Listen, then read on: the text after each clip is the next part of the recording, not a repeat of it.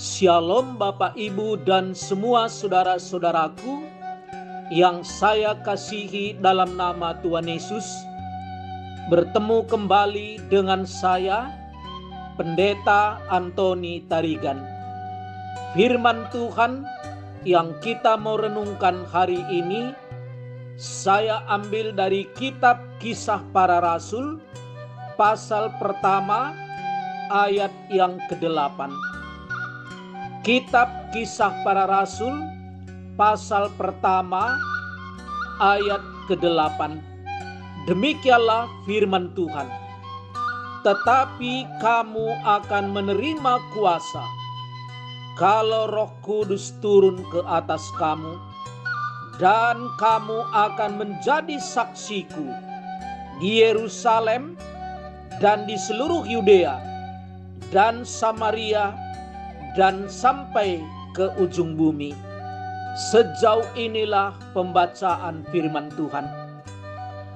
Tema yang kita mau renungkan hari ini adalah misi merupakan hati Allah. Misi sampai ke ujung dunia merupakan hati Allah. Saudara-saudaraku yang saya kasihi dalam nama Tuhan Yesus, di dalam ayat ke-8 ini seringkali kita sebutkan amanat agung menurut kitab Kisah Para Rasul, ataupun boleh kita katakan amanat agung menurut penginjil Lukas jilid yang kedua, di mana amanat agung yang pertama menurut Lukas adalah di dalam kitab Lukas pasal ke-24, dan yang kedua di dalam ayat ini, karena kitab Kisah Para Rasul ditulis oleh Lukas sebagaimana Injil Lukas juga ditulis oleh dia. Saudara-saudaraku, di dalam ayat ini Tuhan Yesus berbicara kepada murid-muridnya sebelum dia naik ke surga, tentu juga sebelum Roh Kudus turun atas mereka. Dan dia berkata, kalau nanti Roh Kudus itu turun, maka mereka, murid-murid itu, akan menerima kuasa. Saudara-saudaraku, kalau Roh Kudus turun, maka mereka akan menerima kuasa. Kuasa di sini akar katanya sama dengan dinamit. Berarti mempunyai kekuatan yang besar sebagaimana dinamit yang dipakai oleh banyak orang untuk meledakkan sesuatu. Jadi kalau Roh Kudus itu turun atas orang percaya, menguasai orang percaya, mereka mempunyai kuasa yang besar. Untuk apa, saudara-saudara? Untuk menjadi saksi Tuhan. Dan kamu akan menjadi saksiku. Roh Kudus diberikan oleh Allah kepada muridnya, kepada orang percaya, agar mereka bisa memiliki kuasa yang besar untuk bersaksi. Dan saudara tahu, kata saksi di sini berasal dari kata martures. Dari sini muncul kata marturia. Akar katanya sama dengan martir. Jadi bersaksi di sini berarti menyaksikan Tuhan Yesus, sebagaimana nanti kita lihat di dalam Kisah Rasul pasal 2. Rasul-rasul yang diwakili oleh Petrus menyaksikan Tuhan Yesus, baik lewat kesaksian Perjanjian Lama tentang Tuhan Yesus sampai Perjanjian Baru. Dia dilahirkan, mati di kayu salib, bangkit, naik ke surga, dan juga mengutus Roh Kudus turun ke bumi agar orang percaya itu bisa bersaksi tentang Tuhan Yesus. Saudara-saudaraku yang saya kasih dalam nama Tuhan Yesus, kalau Roh Kudus itu turun, memberi kuasa kepada murid-muridnya atau orang percaya menjadi saksi Tuhan Yesus, yang pertama di manakah murid-murid itu bersaksi? Dikatakan, kamu akan menjadi saksiku di Yerusalem. Itu satu kota di mana mereka berkumpul pada waktu itu. Dan di Yerusalemlah waktu di mana Roh Kudus turun, Petrus bersama dengan 11 rasul yang lain. Matias sudah menggantikan Judas Iskariot, berkhotbah menyaksikan Tuhan Yesus.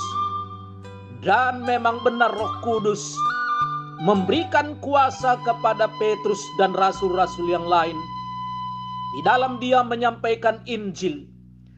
Dan hasilnya lebih kurang 3.000 orang bertobat pada waktu itu. Padahal lebih 50 hari sebelumnya, Petrus ini waktu melihat Yesus disalib, dia takut kepada seorang hamba wanita. Tapi lebih kurang 50 hari setelah itu, setelah Roh Kudus turun, Petrus ini dengan kuasa Roh Kudus bersaksi dengan berani. Dan hasilnya luar biasa. Petrusnya masih sama, tetapi yang membedakan adalah sekarang dia sudah dipenuhi oleh Roh Kudus. Hari ini kita orang biasa, saudara dan saya orang biasa. Mungkin pengetahuan kita terbatas, tetapi firman Tuhan berjanji, kalau Roh Kudus itu turun dan menguasai kita. Dan hari ini Roh Kudus bukan perlu turun lagi seperti hari raya Pentakosta, tetapi Roh Kudus itu sudah ada di dalam diri orang percaya. Dan kalau kita mengandalkan Roh Kudus dalam bersaksi, maka kuasa itu menyertai kita.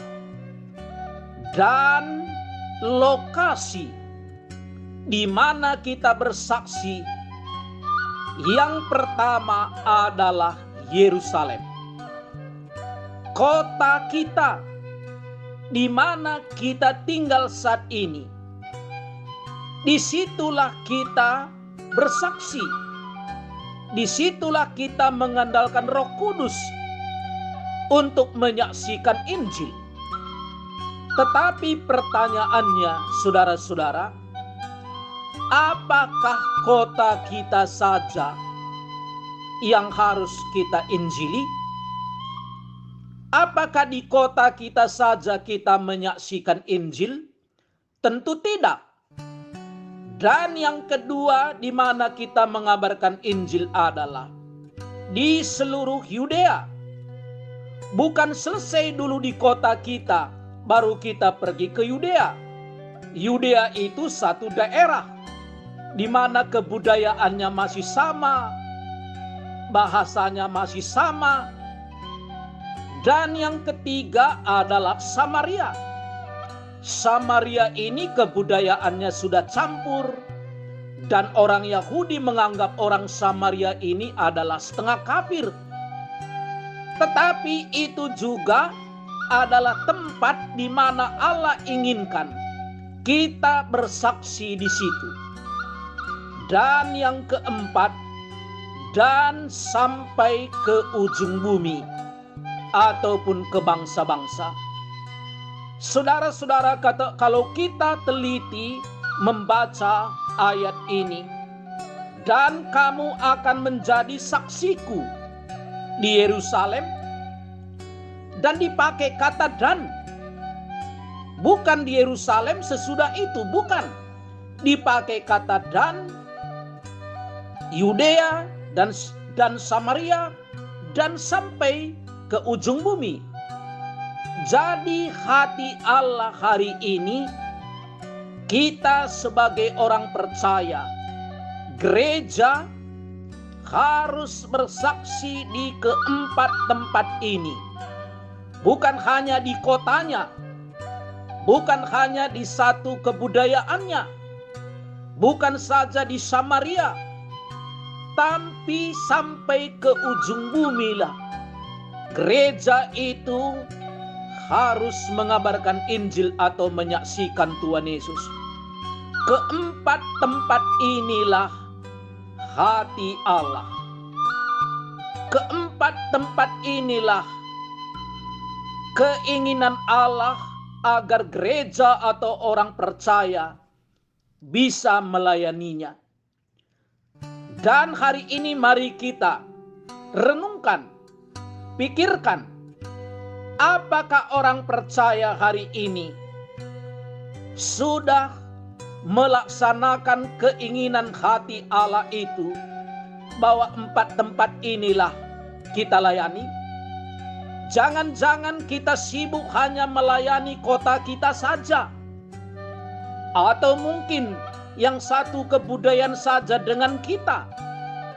Kalau dua tempat ini cuman kita layani, berarti kita hanya mau setengah hati Allah.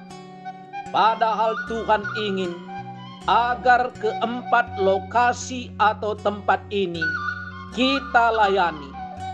Belum pun kita sampai ke Samaria, belum pun kita sampai ke ujung bumi atau ke bangsa-bangsa, tapi hati kita, doa kita, uang kita, dan kita utus orang ke sana. Karena empat tempat inilah hati Allah. Misi sampai ke bangsa-bangsa atau misi sampai ke ujung bumi, itulah hati Bapa. Murid itu mengerti isi hati Allah sebagai Bapanya.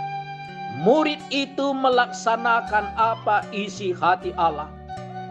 Maukah saudara-saudara, hari ini kita bukan saja bermisi untuk kota kita, untuk daerah kita, bukan saja sampai ke Samaria, tapi sampai ke bangsa-bangsa. Hati kita sampai ke sana, doa kita sampai ke sana, uang kita sampai ke sana, utusan kita sampai ke sana. Karena orang percaya itu semboyannya sebenarnya hanya dua.